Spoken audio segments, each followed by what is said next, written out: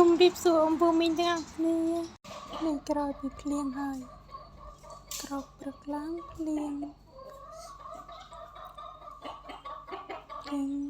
រលឹបតិចមិនភ្លៀងខ្លាំងទេ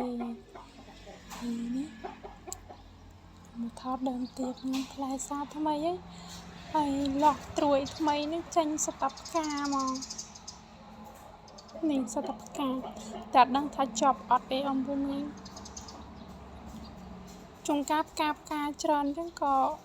វាក្តៅខ្លាំងពេកក៏ជ្រុះអស់អញ្ចឹងអានេះមេឃថ្ងៃហ្នឹងស្ទុំបើកហើយនេះដើមម្ទេសខ្ញុំថ្ងៃមុនខ្ញុំបានថតម្ដងថ្ងៃហ្នឹងអត់តាន់ផ្កាស្រស់ទាំងនេះផ្កាច្រើនដែរបើសិនជាផ្លែបានហូបមកផ្ទះខ្ញុំហ្នឹងហូបអត់អស់ទេព្រោះមានអ្នកចេះហូបម្ទេសទេហើយនេះដើមវាតង់រៀងខ្ពស់ដែរផែជាម្ទេសវែងហើយអានេះកាត់មកធ្វើមកហូបវិញអំពូមីងហើយនឹងរនឹកអត់ឃើញនឹងធ្វើអីទេហើយក៏ស្លម្ជូរគួនទិញបាន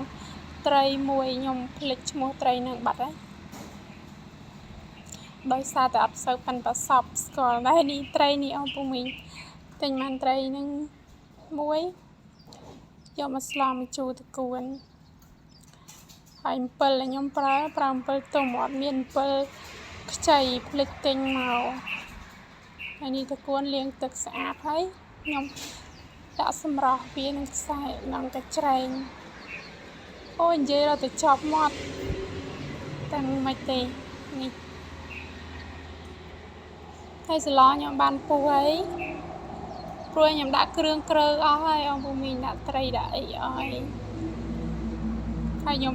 មកងាស់ត្រីនឹងមកស្ទុះដល់ត្រីនឹងឆ្អិនមកស្ទុះបានខ្ញុំដាក់តកួនចូល